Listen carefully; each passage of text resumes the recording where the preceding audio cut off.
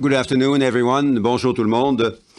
In lieu of a daily in-person update to the media, Dr. Theresa Tam, Canada's Chief Public Health Officer, issued the following statement today. As of Wednesday, May 27, we now have 86,939 cases in Canada, including 6,671 deaths and 45,766, of which 53% have now recovered. Labs across Canada have tested over 1.5 million people for COVID-19 up to date, with about 5% of these testing positive overall. Over the past week, we have been testing an average of 22,300 people daily. Bonjour tout le monde. Good afternoon, everyone. Rather than doing her usual media press scrum, the Chief Public Health Officer has released the following statement today. On this Wednesday, the 27th of May, there are now 86,939 cases, including 6,671 deaths, and 45,766, or 53%, having now recovered. To date, labs across Canada have tested over 1,528,000 persons for COVID-19, with about 5% of these tests positive overall. And over the last week, we have been testing an average of 22,300 people daily. I'd like to remind people to exercise caution when dealing with extreme heat this summer. It can affect how the body regulates its core temperature and can result in heat illnesses. Yesterday, the Canadian Armed Forces report on long-term care homes in Ontario was made public. It was a deeply disturbing and heart-wrenching report. And I think that all Canadians share the Prime Minister's view that things must change. Our seniors deserve better. And as a society, we can and we should and we must do better. Aujourd'hui, le gouvernement du Québec. Today, the Quebec government released the Canadian Armed Forces report on the situation of the long-term care facilities where the Canadian Armed Forces were deployed. It's a damning report, heart-wrenching, and I think that all Canadians and certainly all Quebecers realize that we need to have a serious conversation about how we treat our seniors and have this conversation as a society as a whole. With a bit of luck, we'll all reach this golden age, and we should be entitled to, well, since we now are entitled to die in dignity, we should, of course, be able to live in dignity. I'd be delighted now to respond to your questions. Thank you, Minister. So today we're going to start in the room to let people time to queue up. So Ian, Julie, Mike, who goes first? Julie? Oh, okay. Monsieur Duclos, we after hearing the information about the reports both yesterday and today, there's a lot of suggestions out there, but the Prime Minister keeps talking about respecting provincial jurisdiction. Is putting long-term care under the Canada Health Act, is that completely off the table? Well, Julie, as you said, these are very, very difficult reports to read through. I did also read through the Ontario report yesterday and the Quebec report this morning. This is very difficult to not only to take note of, but certainly to accept in Canada, a developed economy, a developed society, where we absolutely need to take better care of our seniors. And that's why, as the Prime Minister repeatedly said this morning, we need to have a very serious and collaborative discussion on how we look after our seniors in the weeks, the months, and the years to come. He also said that this conversation opens up all options, as we must and as we should do, and therefore we will have to work together and speak respectfully of each other's jurisdictions, but also work respectfully with each other to make sure that our seniors get better care. Okay, so that doesn't sound like it is off the table. So, second question. You're, as you know, Rivera is the second largest private chain in the country, which is under the Crown Corporation that reports to you. The federal cabinet also appoints an auditor to Rivera, a financial auditor. And I'm wondering, because of all the problems that exist in long-term care homes, including those ones, are you considering appointing a health auditor who would make sure that quality of care was underway? Well, your question is extremely relevant given the reports we've received yesterday and today, which remind us again of the importance to acknowledge the very difficult circumstances in which too many of our seniors have been going through in the last few weeks. But that also speaks to the difficult circumstances in which many of them were finding themselves prior to the crisis.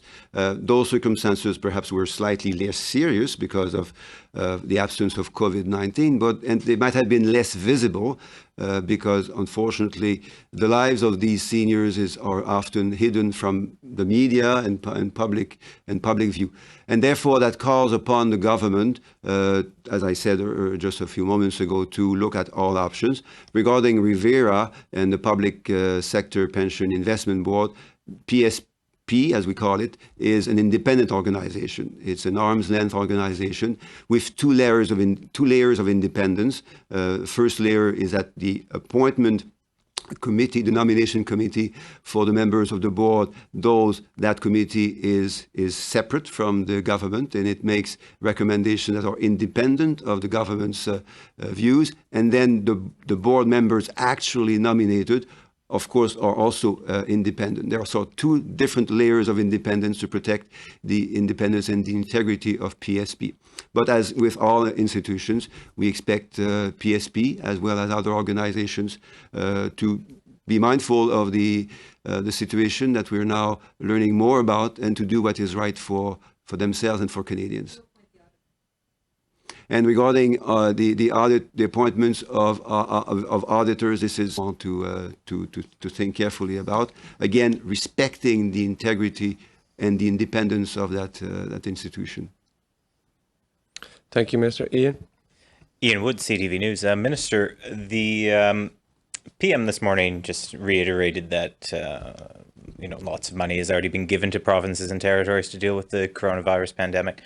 I'm just wondering, of that, I think, $1 billion, how much of it was earmarked for care homes? And considering this was done before the military raised the flag of issues in care homes, is more on the way? Well, that's important to remind Canadians that indeed, from the very start of the crisis, the federal government did send an extra transfer to provinces and territories in the anticipation that there would be a need for greater resources invested in the broader health sector, including public health, but also including healthcare, and that includes the healthcare provided by long-term care centers. As we also know, the federal government has been providing, and that's absolutely necessary, support for personal protective equipment, personal for provision of treatment. We're working collaboratively on the development of vaccines. So there will be more to do. But as I said, from the very start, we did invest significantly in the crisis. How exactly those dollars were spent by provinces, of course, depend on the priorities of provinces, and that depends, of course, on the local circumstances of each province and territory. Right, but just to clarify, the money was for the health sector and dealing with the pandemic, not specifically care homes. So is more on the way, essentially. That's what I'm asking. My second question, though, is a few weeks ago, we sat here and we heard about the government's plan for helping seniors who are struggling financially. Some people have said that they're not receiving those benefits yet. Do we have a date on a rollout? Has this already started? Are there any issues with getting this additional money to seniors? No, there is no additional issue. We want to make sure that these benefits come quickly. We also want to make sure that they are allocated in a prudent and efficient manner, effective. But since we're dealing with almost 7 million recipients of old age security and the guaranteed income supplement. Public servants need to do their rigorous work, and we expect the delivery of those benefits to be done as quickly as possible. So one question, one follow-up, Ian. Okay, thank you. Mike? Hello, Minister. I'm just trying to figure out who is actually responsible for these long-term care homes. We have auditors from the government. We have provincial people. We have local jurisdictions. There's everyone there. Who is responsible ultimately? If we were to go, we need this fixed. Who do we talk to? Well, I think most Canadians, and including yourself, Mike, know that it's under provincial jurisdiction. What most Canadians that I know of also believe is that this is a joint responsibility at the end, that wherever the support comes from is less important than the importance of that support. And that's why Canadians expect, as Prime Minister repeated this morning, expect the federal government to be supportive of that provincial jurisdiction. It's true in all contexts, but it has become extremely clear to Canadians in the current context. What is happening to our seniors is unacceptable, and therefore the federal government's responsibility is to be there to support provinces and territories. And this situation is probably not a new thing that just happened because of COVID. So it's probably been happening before this in some situations. Was there any indicators before these reports came out that these problems were happening in the long-term care homes? Well, I'll perhaps provide a personal view, which may be too personal, view on that, given my role as a member of parliament. So during the last election, I did have the opportunity of visiting long-term care centers. I saw was very good, meaning a lot of dedicated staff, people working under difficult circumstances, typically with a modest wage, very committed physically and mentally to their work. But what I did notice is that there was a lot of work to be done. Not only the physical work, but the psychological, the human presence, which was very demanding for the staff that I had the privilege of meeting during that election campaign. So it's not difficult for me to imagine how difficult that work must be now. It must have been now in the last few weeks, given the context that I saw in September. So although it was there, there was a feeling that there could be more time and resources allocated to look after our seniors. I think now it's clearly the case that we need to do more. Thank you, Minister. So we're now going to go to the phone. One question, one follow-up. Operator, over to you. Thank you. If you have a question, please press *1 on your telephone keypad. Si vous avez une question, appuyez sur étoile 1. La première question est de Marie Vastel du Devoir. La parole est à vous. Oui, bonjour. Yes, Mr. Duclos. I'd like to come back to your encouraging words to employers to avail themselves of the wage subsidy so that folks leave behind the CERB and now turn to the CWS. Does the government intend to extend the CERB, or will it come to an end at the date originally indicated? Response: well, you've just underscored the important link between the CERB and the CWS, the wage subsidy. We know that from the outset with this pandemic, a lot of Canadians lost their jobs and therefore their source of income, and by extension companies had difficulty keeping them on their payroll. Now, we expected that a lot of those workers would claim the CERB, the Canada Emergency Response Benefit. Now that the economy is slowly starting to recover, and we can sense this particularly in Quebec, there are a lot of companies that want to sort of get back to something approximating what's normal. And we're expecting the CWS to replace the CERB in as many cases as possible. But what's important to understand is that under the CWS, wages continue to flow to employees. And that will help the employees, in fact, to contribute to the recovery of the businesses and, by extension, the Canadian economy. Now, we're obviously around the cabinet table and within government discussing these issues proactively, and in due course we'll have more specifics to offer you. Follow-up question? Yes, on another topic that you raised in English, assistance for seniors. Could you clarify when this money will come out of the door? And I know it's difficult to make verifications, but some of these seniors already receive the old age security. So I don't know why there would be additional delays, why it's not as simple as tacking on $300 to their pension checks. Why is there this delay? Response. Well, listen, I'll give you specifics. Everyone wants to know when this is going to happen, when the money will get out of the gate.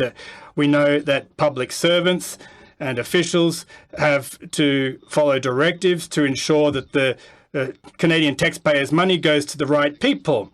Now, the amount of money will be non-taxable, and of course, applications have to be processed. There's a normal administrative process that needs to be followed so that things are done properly, but also quickly. Thank you, Minister. Merci. Thank you. The next question is from Teresa Wright, the Canadian Press. Please go ahead. Your line is now open. Good morning. Earlier, the Prime Minister said he didn't want to make aggressive proposals to the provinces when we asked him about the idea of federal standards. Why would national standards for long-term care be considered an aggressive proposal? Well, I think federal standards would be aggressive. National standards would be aggressive too if they were developed and then proposed in a manner that was dictated by Ottawa. We know how important the work of provinces and territories is in all contexts in healthcare. We know how difficult it is in the particular COVID-19 context. So a question of respect for not only their jurisdiction, but also their work is absolutely essential. And that's what the Prime Minister said again this morning. So we know that the federal support and federal guidelines or federal support to guidelines, that's good when it is developed in collaboration and in full support of the work of provinces and territories. Otherwise, we would engage into jurisdictional fights, and that would be completely counterproductive. We want that to be done for the benefit of seniors, and that's why it must be done in a very respectful manner. Follow up. Yes, thank you. I hear what you're saying, and yourself and the Prime Minister and others keep talking about these jurisdictional issues, but we're talking about really serious abuses against seniors, our parents, our grandparents. What do you say to Canadians who are watching this unfold who might just see this as politicians pointing fingers at one another and saying, it's not my job? Well, that's exactly what we want to avoid. We want politicians to point fingers at each other.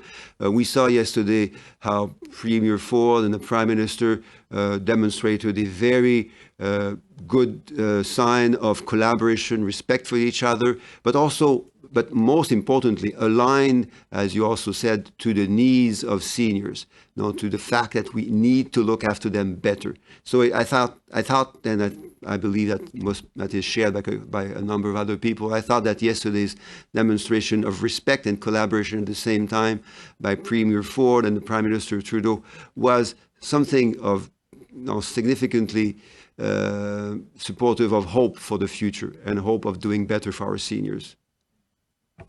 Thank you, Minister. Operator, next question, please. Thank you. Merci. La prochaine question est de Louis Blouin de Radio-Canada. La parole est à vous. Yes, Mr. Duclos. Listen, my question is not for the President of the Treasury Board, but for the Chief Economist. My question is about the CERB. You answered my colleague's question earlier. Here's my question. Is this program one that can come to an end overnight? We know that there is a deadline. It may be extended. What about a gradual winding down of the CERB?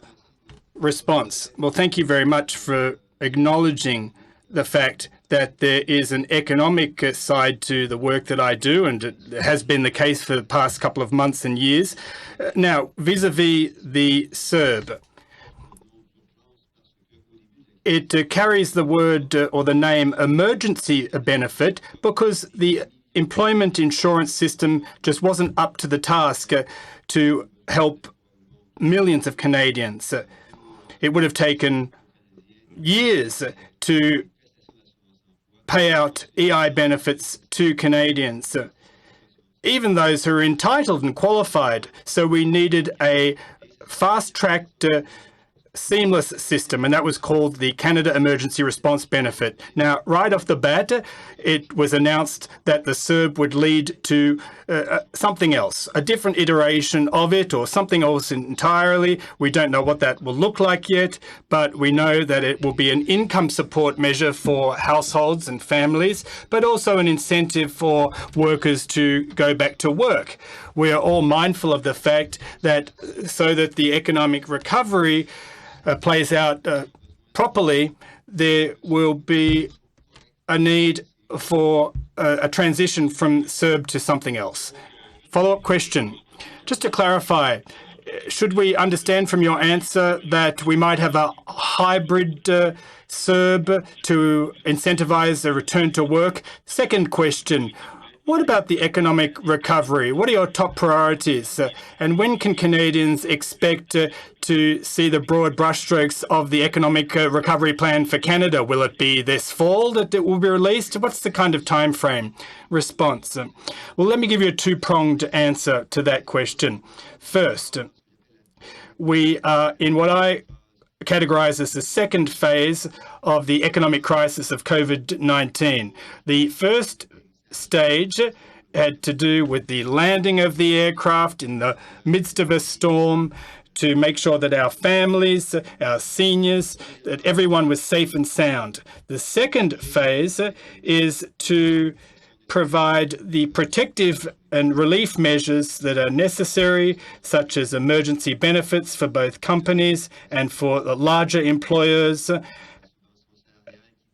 the wage subsidy that is already playing an integral role to help our Canadian companies to pick themselves up and recover. Now, there's going to be a third phase, of course.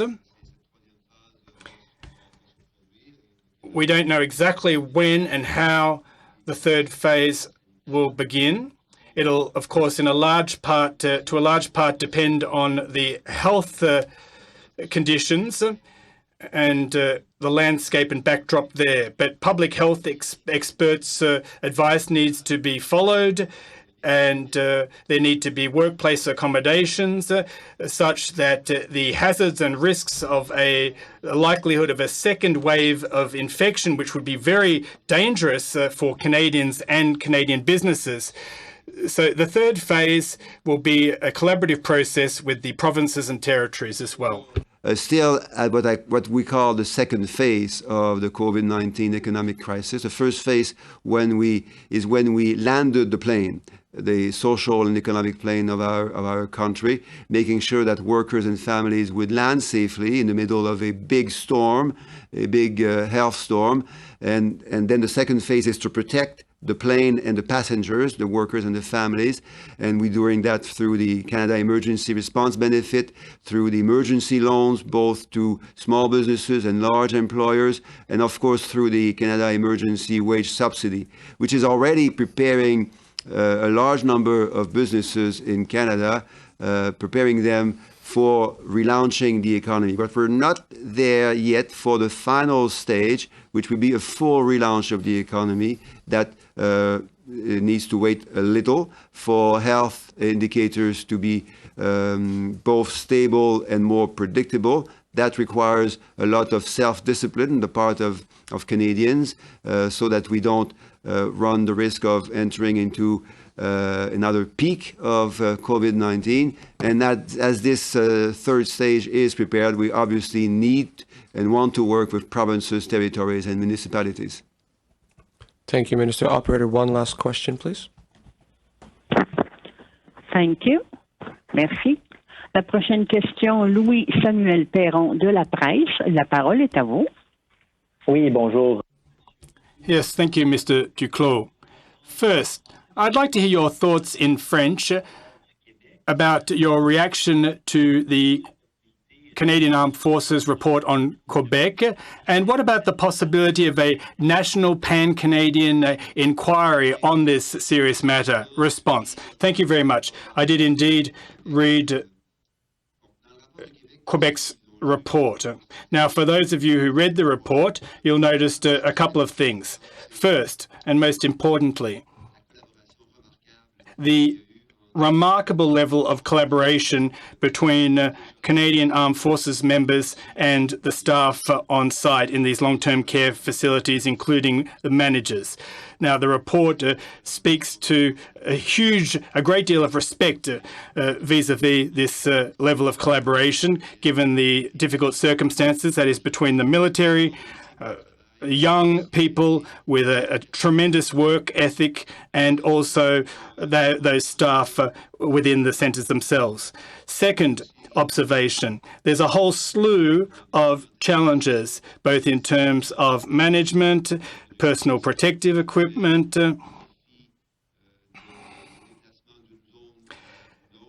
moving people from one room to another without cross-contamination, and understaffing. These are challenges that we're already well and truly aware of in Quebec and elsewhere, and the Quebec government is working hard on this. Now, the Canadian Armed Forces, in a collaborative effort, faced up to these three challenges: PPE, movement from one area to another in the long-term care facilities, etc. Now, these institutions are places where seniors live. They're not hospitals per se. When hospital care is required, well, then those seniors are transferred to hospitals.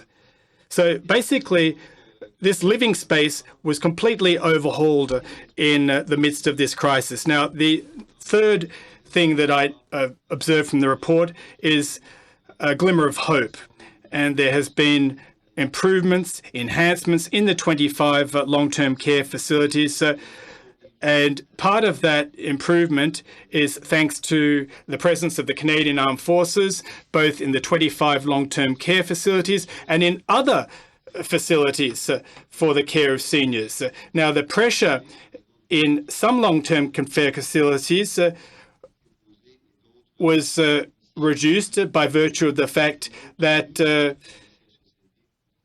that others picked up the slack, and technicians and nurses in some long-term care facilities were relieved by the military so that they could go to other centres and work. Follow-up question. I also asked about what your thoughts were about the possibility of a commission of inquiry. And a second part to my question, commercial rent subsidy. How many employers have signed up for that program? Was it a successful program? And do you expect more employers to apply? Well, response to your first question, Mr. Trudeau responds to this question often. We always endeavour to go about things collaboratively with the provinces and territories.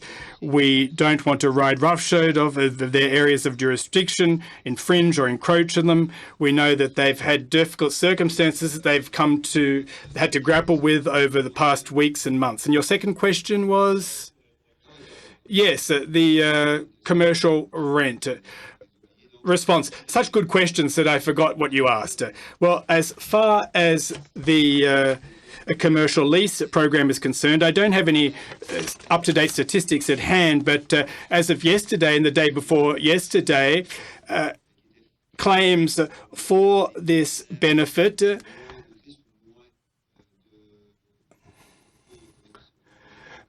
were only made for a handful of premises. So we're going to wait a little bit longer before we develop a helpful or useful record or toll of employers who are asking for a part of their rent to be, in fact, waived for the short term. Thank you, Minister. This is the end of the press conference.